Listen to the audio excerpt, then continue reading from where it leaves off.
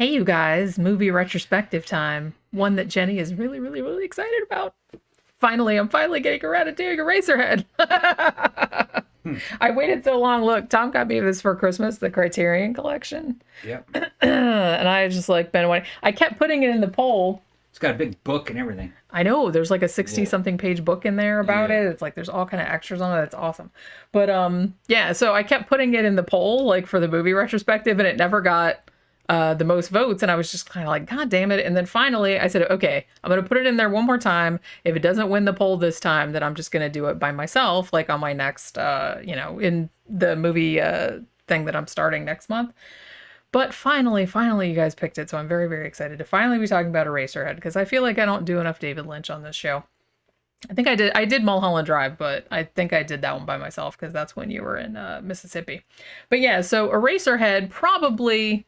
I mean, one of the cult movies of all time, really. It's kind of like, there was like a big retrospective of, I think it's a big book or something like that, talking about the midnight movie phenomenon, like in the 70s and 80s, where movies would show every night or every weekend night, and people would come out in the middle of the night to see them. And it kind of talked about the six, most classic, most famous midnight movies, of which Eraserhead was one. Obviously, Rocky Horror Picture Show is in there. Pink Flamingos, John Waters. And I think El Topo was one of them. The Harder They Come. And I can't remember what the other one was. But yeah, so this Night is... Night of the Living Dead wasn't there? Yeah, Night of the Living Dead was in there. And I think there was one more, but I can't remember what it was. But yeah, so this is kind of like... This is one of those movies. It came out in 1977.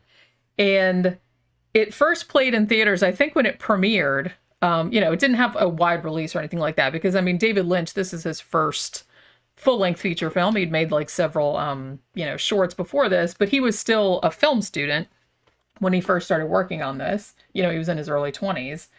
And so it got kind of a limited release. I think the first showing it had in, I guess it was in LA or whatever. I think there was like 20 people like in the first screening. And it really didn't find its audience until it went on the midnight movie circuit, and people kept going back and seeing it over and over again, trying to figure it out. And then it just got all this word of mouth, like, you have to see this fucking weird ass movie. And so then it just kind of like the cult of it grew out from then. And it's weird because Eraserhead was his first full length movie, right? And then because of the word of mouth about it and the buzz that it got, that one got him his second movie, which was the fucking Elephant Man, right? Because Mel Brooks ended up seeing Eraserhead and like was really impressed with it, and they were trying to like work with David Lynch.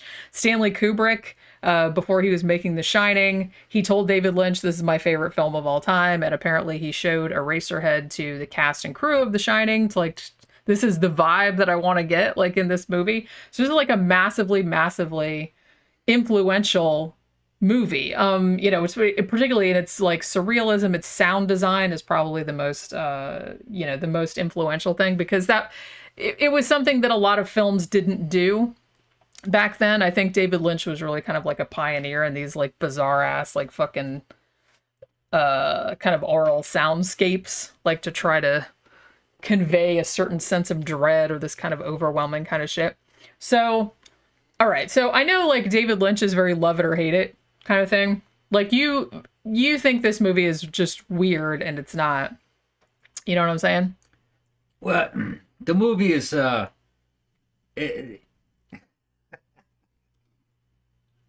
it's a weird movie about a very mundane topics, and they use, I guess you could say, absurdist fucking imagery to take it emotionally over the top, to try to get you to feel a certain way about this subject. This subject is basically child rearing in a way.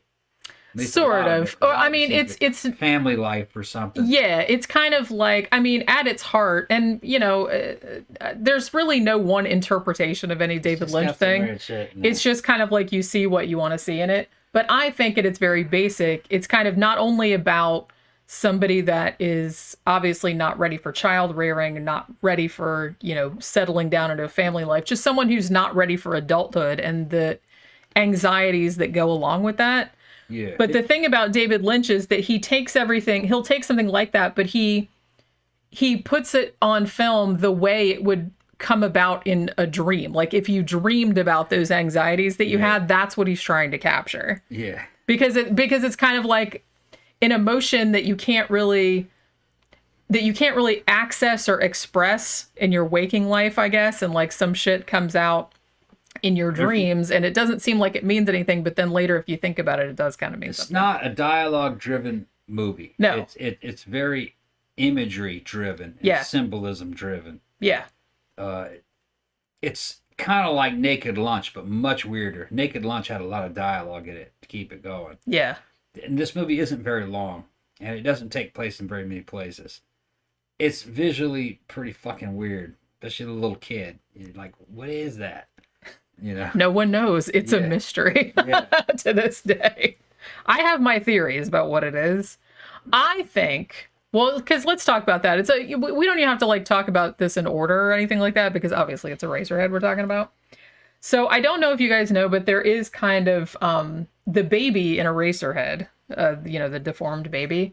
It's kind of like legendary at this point that David Lynch refuses to say how they made that prop, how they made that baby.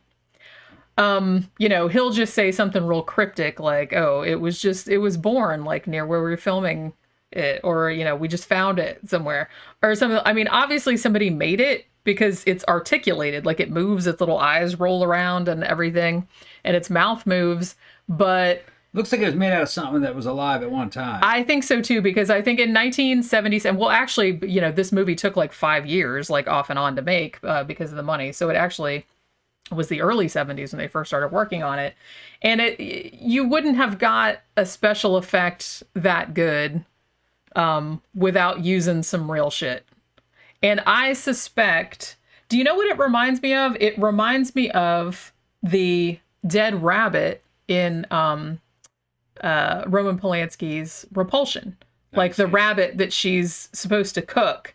And it's like in the fridge, and like as she starts losing her marbles and like it starts to rot because she's just trapped in this apartment for so long. It kind of reminds me of that. So a lot of people have said that maybe it's a skinned rabbit, or maybe it's like a lamb fetus, or maybe it's something like that that they stuck. Looks a little bit like a fish to me. That could be too. But part fish. They changed the eyes on it.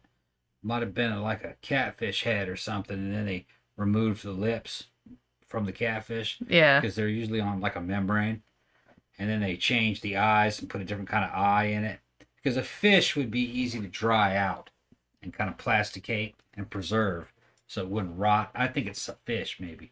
Yeah, because you would think, and I don't know, because like I said, this movie took like 5 years to make, and so obviously they couldn't have this rotting corpse of this, whatever this was, like hanging around on the set. Maybe they did all those scenes at the same time. I'm not really sure, but it's still like one of the creepiest like special effects ever. And I think it's even more creepy just because you don't know how the fuck they made it, because it was obviously, like you said, it obviously looks like something that was alive.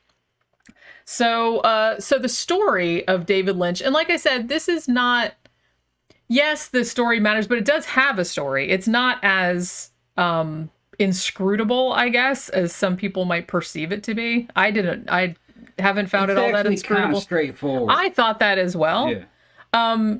So Jack Nance, obviously, who worked with David Lynch a lot. He was also in Twin Peaks later on. He kind of had a sad ending, actually. I might get into that, but so he plays Henry Spencer, and he's this dude who lives in this kind of industrial wasteland or something like that. Detroit. It's actually meant to be, I think it's meant to be Philadelphia, because David Lynch spent a lot of time when he first married his first wife, Peggy, and they had a daughter, Jennifer, who later became a film director in her own right. But they had moved to Philadelphia. I think David Lynch is originally from Missouri, but they had moved to Philadelphia. They didn't have a lot of money, so they were living in this really like shitty, like crime-ridden neighborhood. And so I think that informed a lot of his earlier work. What I always thought was interesting was I always thought that the place that Henry lives, like in Eraserhead, I don't even know. It's not supposed to be a specific place because, like I said, it's almost like a dream landscape, but it's just like this gritty, like industrial wasteland. I almost think that it's supposed to be like post-apocalyptic, because in his apartment, there's a little framed picture on the wall of a mushroom cloud. And I kind of think that they're hinting that maybe like something has happened, but it's left non-specific because it does really seem like a sort of, post-apocalyptic wasteland. Like there's no plants or anything.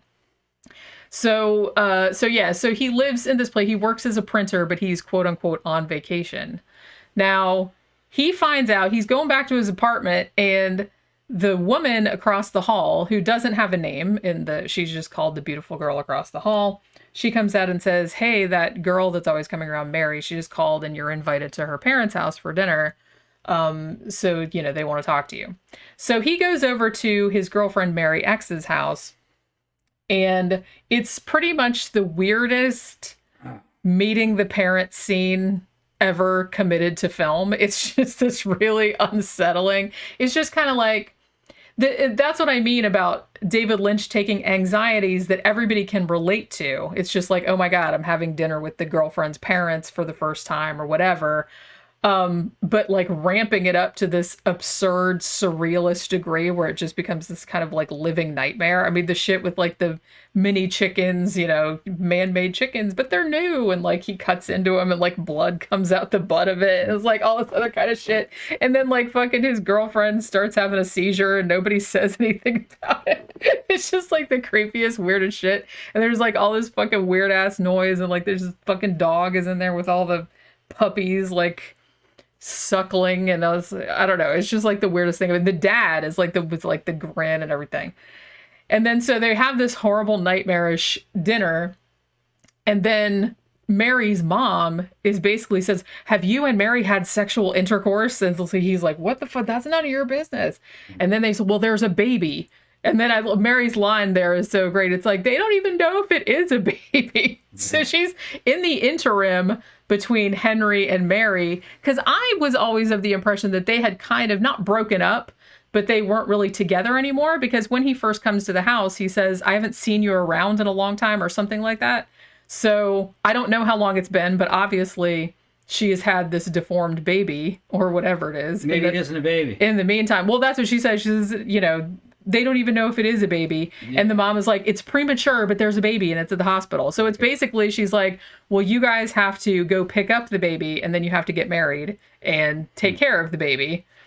And so that's what happens. So they all move into Henry's like tiny 1-room apartment, and this monster baby is just lays on the dresser, and it makes this horrible, horrible noise, which I heard was he had recorded his daughter Jennifer when she was a baby, and used that for some. I mean, he altered it and shit like that, but he altered it like to sound so it would sound like super horrific.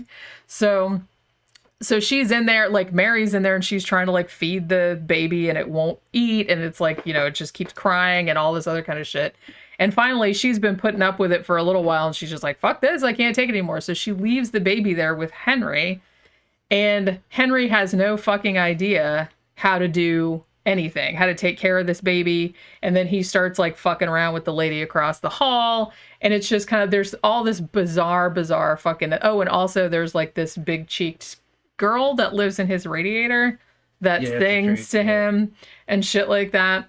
But like I said, it's kind of like, it sounds crazy, like when you talk about it, like all the imagery, and it sounds like it doesn't mean anything. And it's like, oh, and at some point he has a dream where his head comes off, and it kind of goes pop, and then like the baby's head comes out of there, and then his head like falls through this puddle, and then a little boy picks it up and takes it to a pencil factory, and they use his head to make erasers with, hence where the title Eraserhead came from.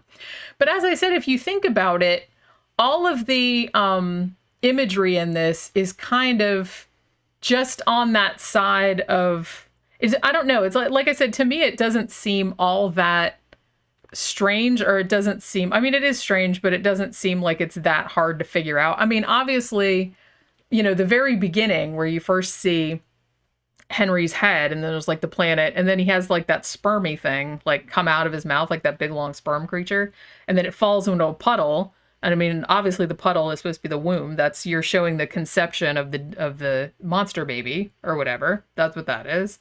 And then they kind of show it being born.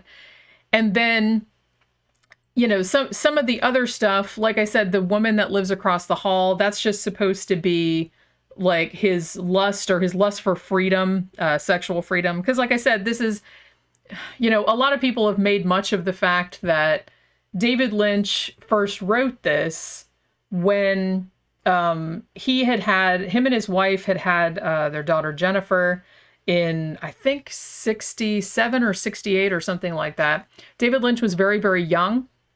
And Jennifer had club feet when she was born that needed a lot of corrective surgery. So I think that you're kind of seeing, and I'm not saying that it's just like a one-to-one comparison of, you know, the fucked up baby was like his deformed daughter, because that's awful. But you can see where some of the ideas for this came from. It's like him being a very young man, and, you know, suddenly his girlfriend or his wife, you know, he married her at the time. They were very, very young. They were both very creative. They were looking, you know, to kind of further their careers and stuff. And then all of a sudden, you know, they have a baby that they didn't expect because she was an unexpected pregnancy who has all of these medical problems. So you can see where that anxiety is coming from. Because a lot of the imagery in it, like I said, a lot of the sperm imagery, there's one scene where Henry has this little, it's not exactly like one of the little sperm creatures, but it looks like a little worm or something like that. And he puts it like in this box, like in his apartment, and closes it all up. And I think that is meant to represent, like, that's his, you know, his sexual desire, I guess. And he's kind of having to keep it locked away because he's married now and he has a baby and he has all these responsibilities, even though him and his wife don't really seem to have any connection, like I said, to one another. You know, they don't. He's going through the motions. Yeah, he's just going through the motions because he had to. And I think that's kind of another thing too, where the weird scene where they're eating dinner with the parents, and, you know, the mom is like sitting there, like when Henry's cutting up the chicken and all the blood's coming out of the chicken, and then the mom's sitting over there like making this really weird noise, and then her eyes roll back in her head and she starts like drooling and shit like that, and then she runs off into the kitchen, and then Mary runs off into the kitchen, and then the dad looks at Henry, he's like, she'll be all right. You know what I mean? So I think that they're kind of showing, you know, you settle down with the kid and the wife and everything like that. This is what you can look forward to. Like this poor dad that's like sitting here like pretending everything's okay when it's not. Even though everything is just clearly like fucking off the rails, batshit crazy.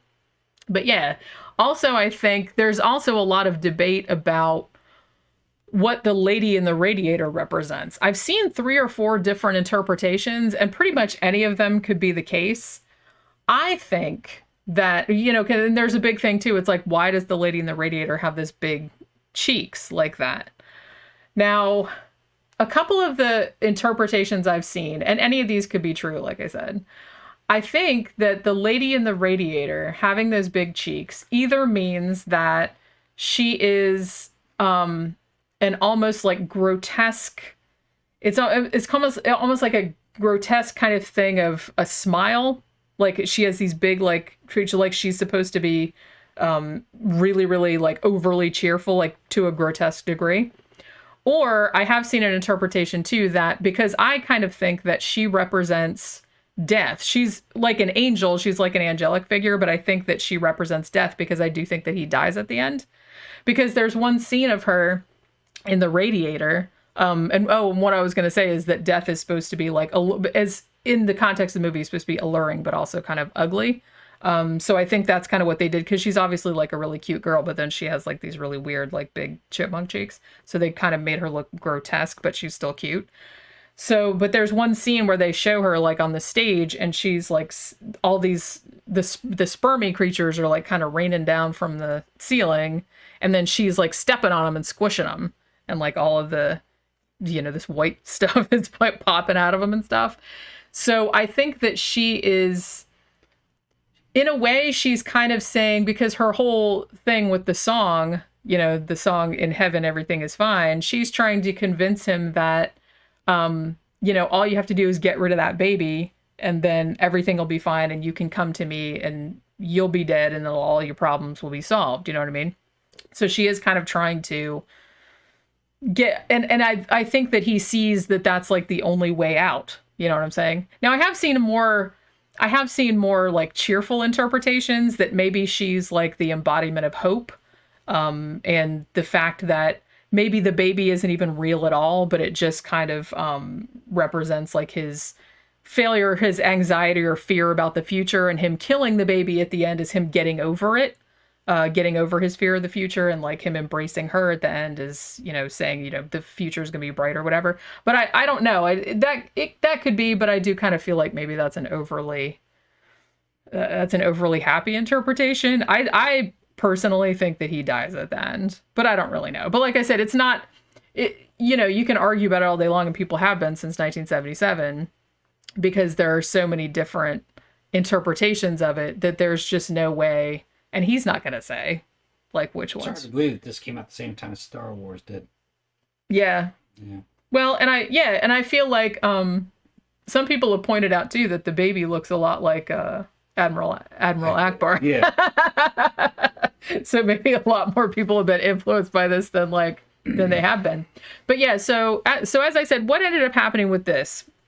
So David Lynch was still, like I said, a film student when he first started working on this.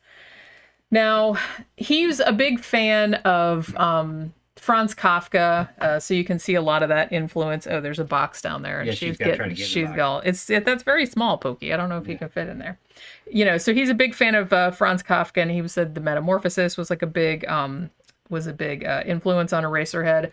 Also, a short story by Nikolai Gogol, The Nose, which was written back in the 19th century and is about a dude whose nose jumps off his face and starts to go have like its own little life and adventures and whatnot. So he said that was a big influence too. But this wasn't actually supposed to be his first movie. He was supposed to do one, I think it was called Garden Back, because David Lynch started out as a visual artist. He's a painter, you know, still is.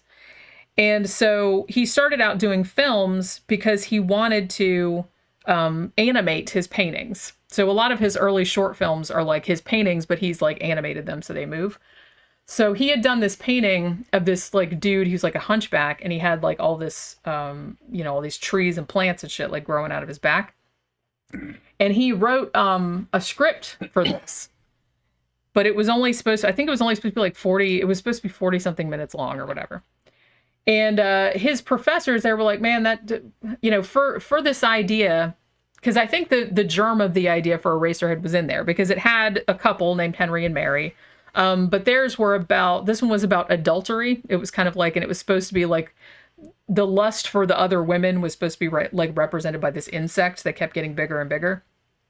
So that was kind of like the original story. But then they were like, well, you know, the instructors were kind of like, well, we don't know if this premise can, you know, be sustained over 48 minutes or however long it was supposed to be. And so there was kind of a big thing about that. And they're like, well, why don't you make, you know, Eraserhead instead? So we ended up making that. And I was going to say, so they ended up getting some of the funding from the American Film Institute where he was going at the time. But because it took so long to get funding and they kept running out of money and all this other kind of shit, you know, it took them like 5 years to do it. What they ended up doing, this is so funny to me. This just goes to show how somebody like David Lynch, I was reading something earlier today and it kind of stuck with me where people kind of complain about not just David Lynch, but anybody that makes like experimental film or experimental art of any type. And they're just always like, well, you know, they're just making that to fuck with people, or they're just making that like to troll people or as a joke, like to seem deep or whatever.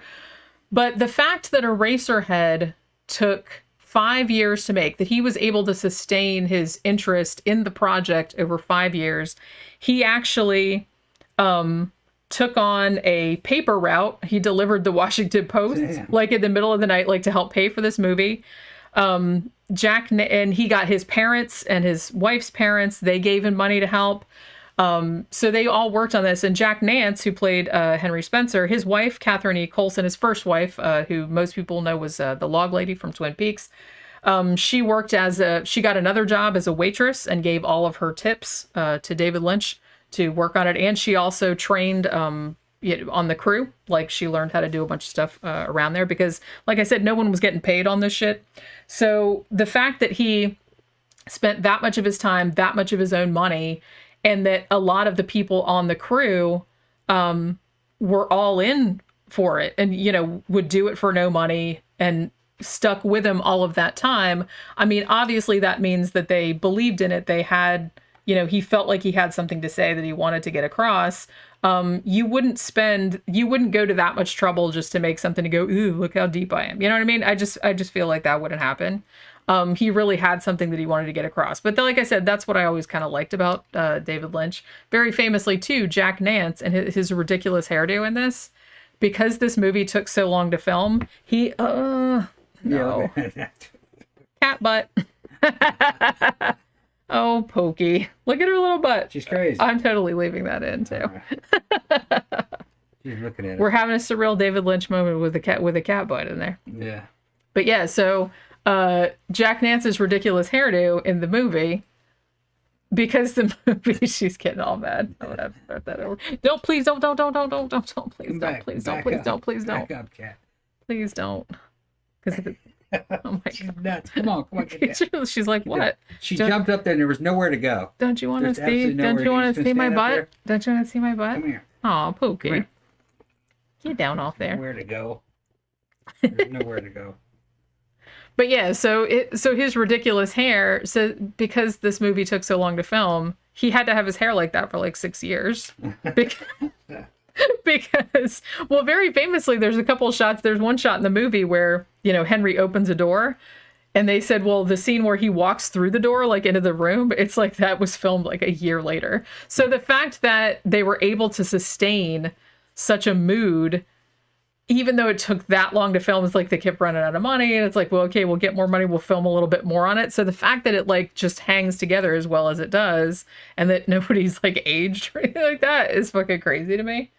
Also, like I said, got to talk a little bit about the sound design, which is as much a part of this movie as any of the characters or the visuals even. David Lynch kind of known, he's very, very into the use of sound to like evoke moods, particularly dread. You know, so he was one of the first to kind of pioneer that sort of like, we're going to put like all this, you know, dread inducing like industrial noise, like soundscapes like in the background. He was one of the first people to do that. Also another, I guess it's not such a fun fact, but the dude that composed the In Heaven song, the Lady in the Radiator song, Peter Ivers, he was actually murdered and his murder is not solved, because I actually wrote about it in one of my books. So in case you didn't know. And also another sad fact is that Jack Nance, who played Henry, he actually died when he got into a fist fight with somebody in front of a Winchell's Donut shop about what? I don't know. He said later, oh yeah, I guess I deserved it. He was hanging out with friends later that day and he had like a shiner, like a black eye. And then apparently they found him dead later on, like laying on a bathroom floor or something like that. He'd had all kind of internal injuries and he didn't know about it. So yeah, he got killed like in front of a fucking, isn't that fucking sad? I don't know. It's really sad to me. But yeah, so as I said, you know, we don't do a lot of David Lynch on here, unfortunately, because I still do want to do, shit, man, I got Twin Peaks Fire Walk with Me. I got to do the whole entire Twin Peaks series, which I'm going to do as soon as I watch all of them. I'm going to sit down and watch them all. I've seen the first 2 seasons, but I still haven't seen the third one because I just haven't had time to sit down and watch them. But I'll probably do that for my new movie review show. But I definitely want to do Eraserhead because I got it for Christmas. And it's probably one of my favorite experimental movies ever made. And like I said, it's not, you know, if you haven't seen it, it sounds crazy, like when you're telling people what actually happens in it. But it's pretty, I don't know. I just feel like it's pretty straightforward. Like the imagery, if you think about it for a few minutes, it's pretty straightforward. Even the stuff about like the whole dream sequence where his head pops off and the kid finds it and takes it to the pencil factory and they take this stuff out of his head and make pencil erasers out of it. I mean, to me, that seems like that's kind of like a metaphor for him wanting to erase the baby. Like he wanted to go back to before that had happened. You know what I mean? Because there was the whole thing where they take the pencil out with the new eraser on it. The guy draws a line and then erases the line. And then he says, oh, it's pretty good. Like it's okay. So he's just trying to say, I wanted to go back to before that happened. He wanted to erase the baby from existence. I mean, I thought that's what that was saying. Maybe, I don't know. Your mileage may vary. But yeah, so this is a baby. Or does it symbolize something else? It's both or either. It could be a baby, in a literal sense that It's funny how the mom says they're not sure it's a baby. Yeah, she's like, they're not sure it even is a baby. Yeah. It stands for something else. It's got to. Well, as I said, I've seen some interpretations that say that it could just stand for Henry's anxiety, that he's not ready for adulthood or he's not ready for responsibility. And that's just an easy way to symbolize it, as a baby, but it's also a baby that doesn't act like a regular baby. Like, it won't eat. It's sick. It has those like fucking sores all over it. And he's like, you are sick. That fucking cracks me up. I don't know why. But, so, and then the fact that it doesn't, I mean, he just kind of leaves it by itself all the time. It seems like it cries all the time. No one ever picks it up.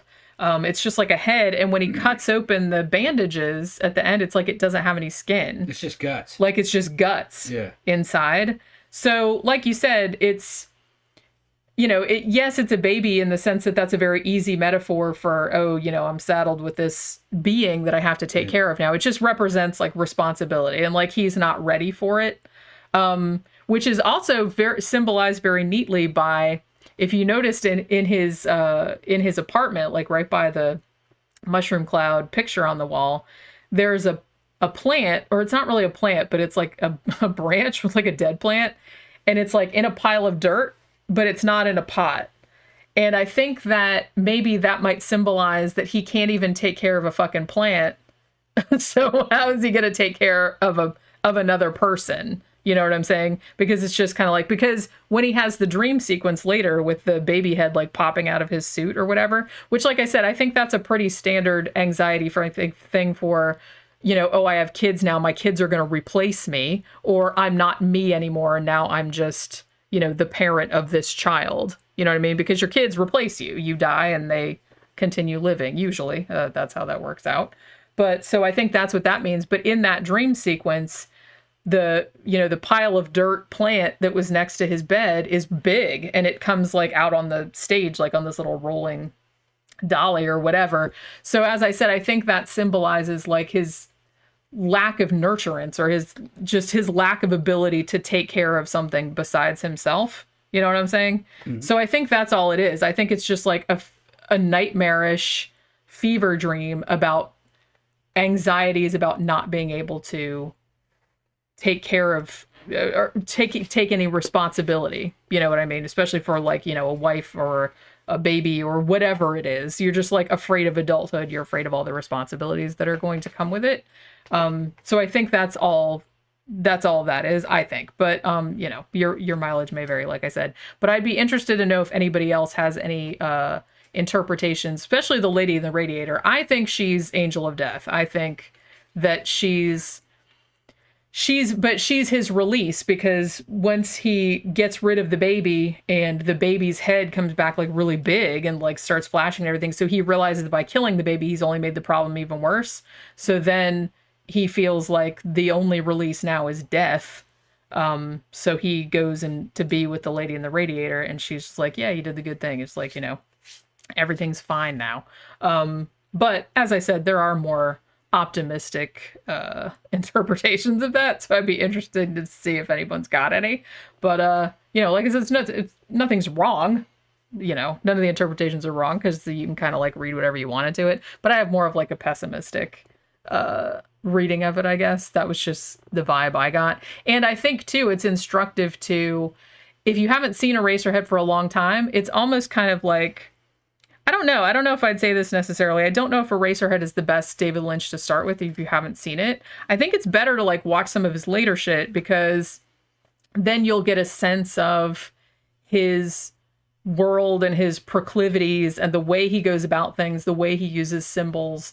And so I think that if you see something like, if you watch Twin Peaks, or if you watch Mulholland Drive or something like that, and then you go back and watch Eraserhead, I think Eraserhead will seem a lot more straightforward, once you get a sense of like where he's coming from, because he uses a lot of the same themes and tropes and symbols across a lot of his work because he has like a lot of the same obsessions, I guess.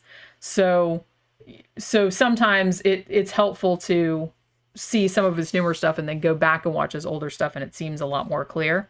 That said, I'd be really, really happy if someone would talk to me about Inland Empire, because I think that might be the only movie of his that I haven't entirely figured out yet.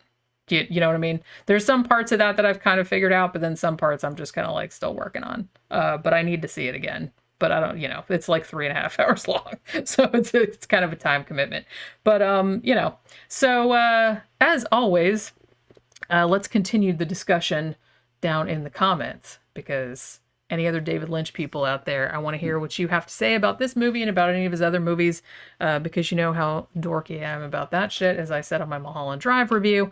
And that'll do it for this movie retrospective. We will see you on the next one. Bye.